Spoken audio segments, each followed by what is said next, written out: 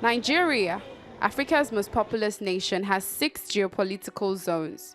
Of the 6, the Northwest Zone has been the most affected by banditry. Banditry has affected populations living in Zamfara, Kaduna, Niger, Sokoto, Kebbi and Katsina states, leaving about 21 million people exposed to extreme danger. Unconnected to the Boko Haram insurgency in the northeast, the banditry violence began as a farmer-herder conflict in 2011 and intensified between 2017 to 2018 to include cattle rustling, kidnapping for ransom, sexual violence, and killings. The discovery of gold mines and the activities of illegal miners competing for the control of gold reserves have intensified the activities of armed groups in the northwest. By March 2020, more than 210,000 people had been internally displaced, while more than 35,000 refugees have crossed communal borders to Maradi in Niger Republic. The exact number of people killed as a result of banditry in the north is unknown, as bandits become more daring in the way the attacks are carried out. Katsina State is one of the most affected states in the northeast Nigeria by the problem of insecurity. Many lives have been lost and property worth millions of naira destroyed. Most recently, the 8 frontline local government areas have faced the full brunt of banditry. A district head was assassinated in his house by bandits. 51 people were killed in Kadiso village in Faskeri local government area, and more than 73 persons killed in Dutsinma and Tafana local government areas. Communities in Batsari, Jibi and Kankara have also witnessed pockets of attacks by bandits.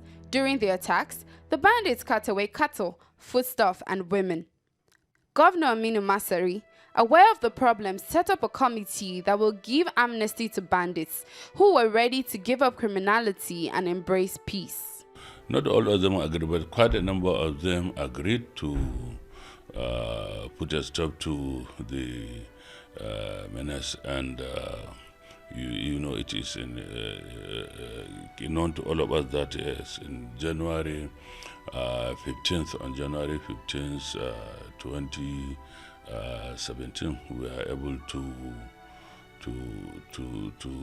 converge in Ankara, where we collected about 400 assorted firearms from these bandits, including the notorious then Baharan Daji came and surrendered. Governor Masari visited the 8 frontline local governments that had become killing fields in the seemingly endless conflicts between bandits and farmers. They are Safana, Dandulme, Sabuwa, Damusa, Faskari, Jibia, Kankara, and Batsari. Many people were quite surprised to see the governor in the bandits' den sandwiched between gun-wielding armed men without a care in the world for his well-being. You see, people are saying that even by going to the forest, I'm putting my life to risk. I have sworn to protect lives and properties. So if sacrificing my own life will ensure security of over 7 million Katsina indigenous, so why not? Because the people that are being killed are also Katsina State, they are Nigerians. The only difference between me and them is the governor and the ordinary people. For a long time, peace reigned in Katsina, due largely to the amnesty program, which saw bandits making some demands, including schools, water supply, roads, and electricity. So safe was Katsina State that in 2018, it played host to refugees fleeing killings by bandits in Zamfara State. We thank God that peace has returned to the community. People can now go about their daily activities. We are all one, so we are not causing trouble anymore. People from different communities are now free to move without fear. But by the middle of 2019, the bandits had resumed attacks on communities in Katsina State.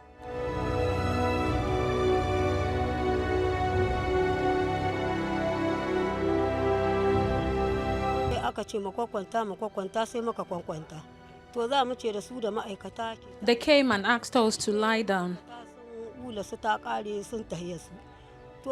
We did not know they were bandits until they began their attacks and were shouting Allahu Akbar.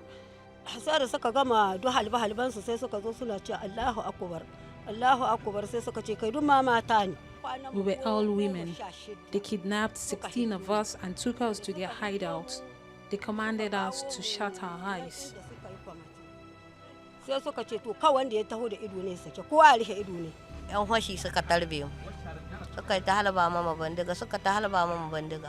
bandits stormed our community with sporadic gunshots. We all lied down while they continued to shoot.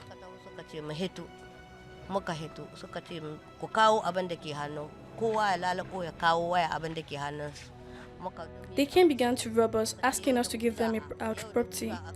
We gave them. They threatened us and took us out of the town.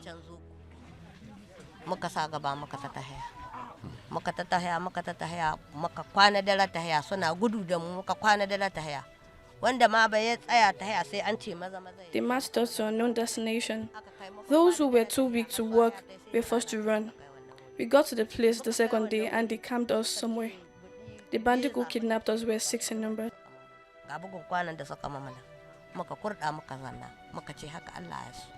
We are living in a relative peace, especially if you compare with what was happening before them. But the unfortunate thing then was, you see, we didn't have the cooperation and understanding of our neighbors, Zamfara, Kaduna in particular, and to some extent Niger Republic.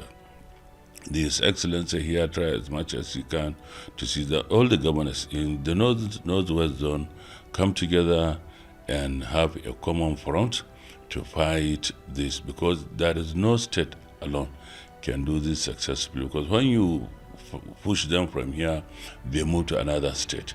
And if they are pushed from there, they come to your state. So you see, we have relative peace. We have people who accepted peace, who agreed to abandon these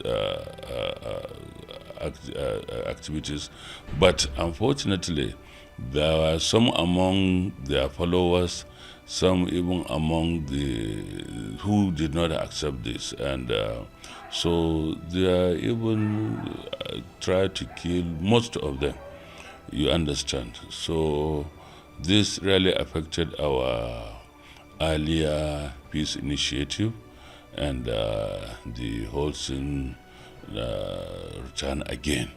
Governor Bello Masari says he is determined to deploy every means possible to end the banditry and attendant bloodletting in Katsina State. We clearly told them that we have come, on the right hand we have peace, and on the left hand we have the gun. Let them not confront the military, because the military is superior than them. What the military are doing, I told them now, is try to bring a normalcy, to separate them from killing, maiming, to stop them. But if they refuse, the military come for war. If you kill 10, tomorrow they will send 100. If you kill 100, they will send 1,000. So the military will exhaust their firepower, because all they have is AK-47, 49, some few rocket launchers, not more than 2. So for the military, when they come with their tanks and all this, to finish the job, is the innocent will suffer. Now, Zamfara under the new governor said they are embracing peace. So well, if Zamfara is embracing peace, so we will also reactivate our program, and this time around I am going to take direct charge. In Kaduna State, the government is partnering with security agencies to ensure the security of lives and property by ending the activities of bandits in the state. This banditry has become a northwestern scourge, and we have been battling it with the support of the military. We are very grateful to the Nigerian Air Force, the Nigerian Army, and in our own particular state, even the Navy has been holding fort in southern Kaduna. So we've been dealing with this issue And our concern now is with the operations in Sokoto and Zamfara. Many of the bandits will move to Kaduna. This is part of the reason why I'm here. I will be meeting with the Minister of Defense and the service chiefs to try to get more military activity, some operations to be strengthened. The state is the highest producer of maize, ginger, and other cash crops in Nigeria, but bandits and kidnappers have been a threat to farmers. Over time, Chikun, Igabi, and Giwa local government areas have suffered repeated attacks from bandits. At an engagement to improve on intelligence gathering for better policing of the area, authorities assured the community of their commitment to bring an end to the attacks and restore their means of livelihood. If people don't go to farm, that means hunger is the next thing that we'll be expecting. And because of this fact, the government is aware of this, we are all aware of this fact. And that's why we have come to see how do we secure you so that you can go back to your normal life activity.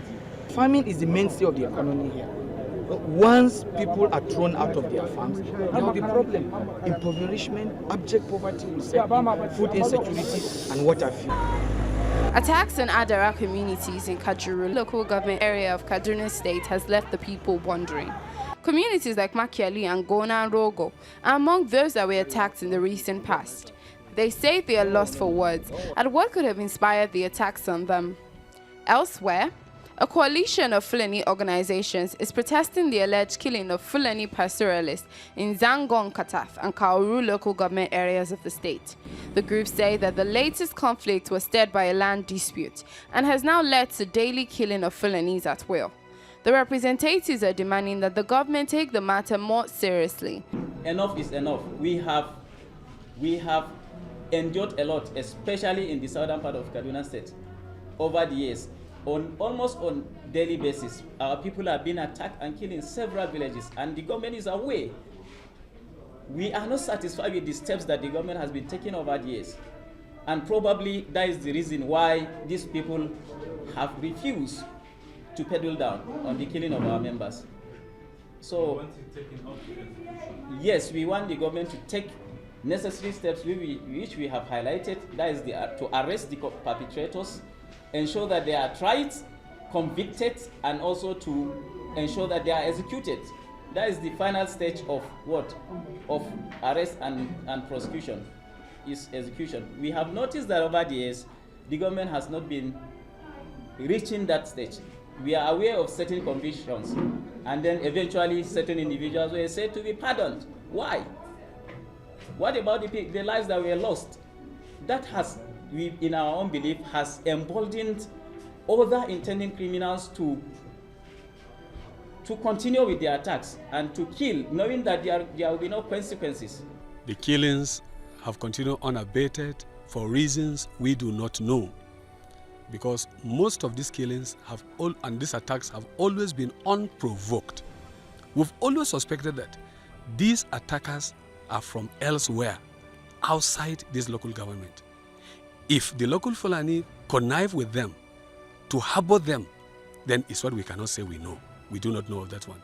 But we believe that most of these attacks have always been coming from outside the local government, because most of these Fulanis, by their size, by their intonation, and other many characteristics that you can compare with the ones we have within locality here, you find that there's a difference.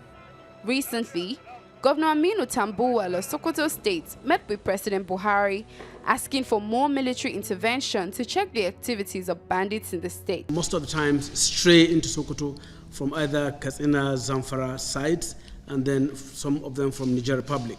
So that's why the area became prone to all of these attacks.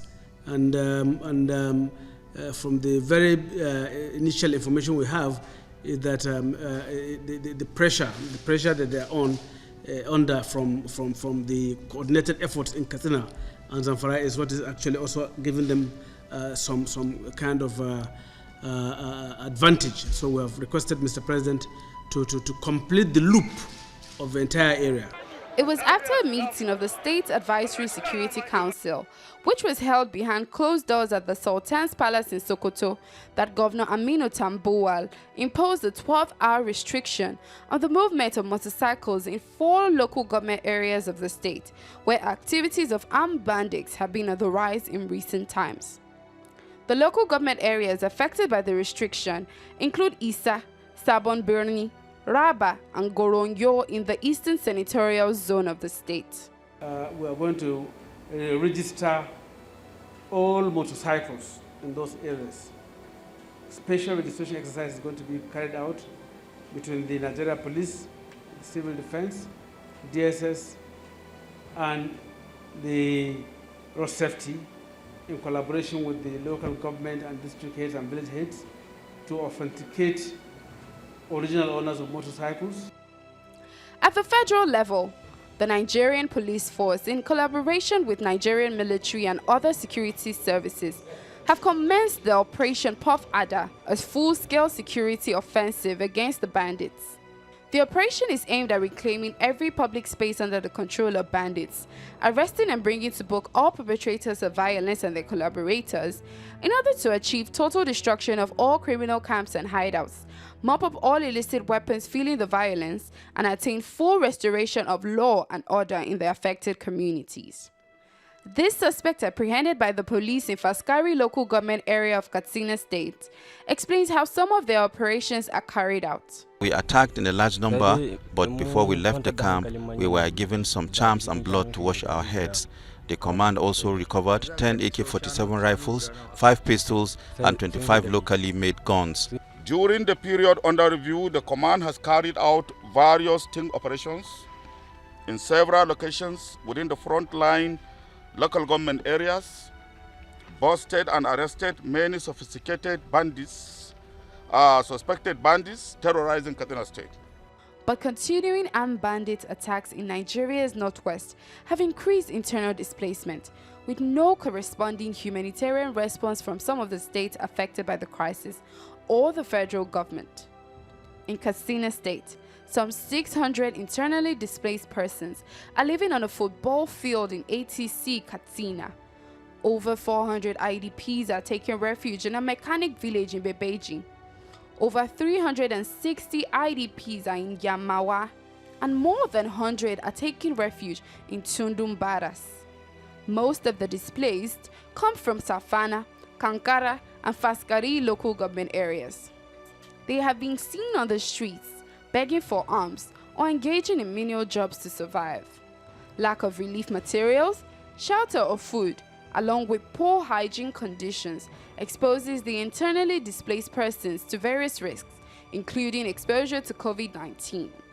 So the women and children living in the IDP camp are in serious problem.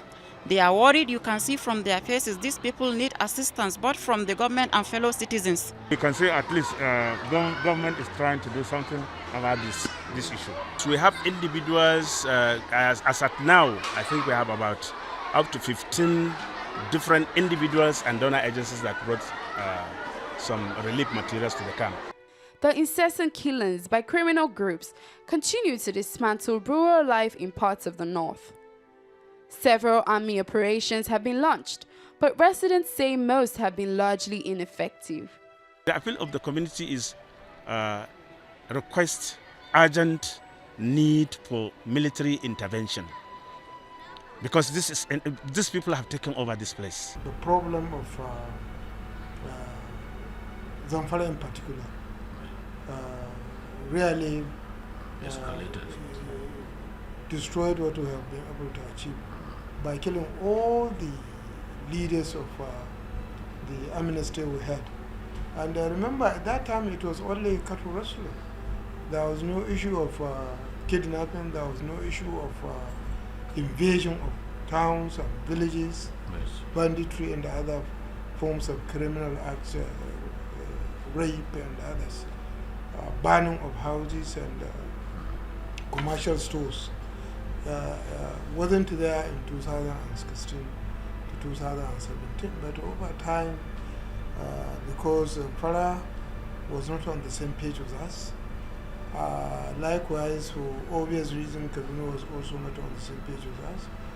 So actually, it diluted what we did, and it brought us to even a worse situation of banditry, kidnapping, rape, cattle rustling, and so many forms of criminality. So the military has been in operation for a very long time, and it has never so far succeeded in completely stopping. But they were responding as much as they could. If you were there, you saw the train. The terrain of the place is, if there's an attack in a village, if it takes you 2 hours to access the village, but then they have finished what they are doing on motorbikes, some on bikes, some on using other forms of local transportation would have disappeared. So we decided to engage them. Recently, the Northern Elders Forum in a statement said rising insecurity in the northern region is strong proof that President Muhammadu Buhari and the northern state governors have lost control in protecting the people, despite swearing to uphold such important constitutional duty. The group added that the escalation of attacks by bandits gives the impression that people of the north have been left completely at the mercy of armed gangs who roam towns and villages at will, wreaking havoc. Recently in Katsina State, hundreds of residents in Yangana community in Jibia local government area blocked a highway to protest repeated attacks by armed bandits in the community. President Muhammadu Buhari has called for calm, promising to improve security in the affected states. I regret recent sporadic incidents with tragic loss of lives in Katsina and Borno states as a result of criminals taking advantage of COVID-19 restrictions. Security agencies will pursue the perpetrators and bring them to swift justice.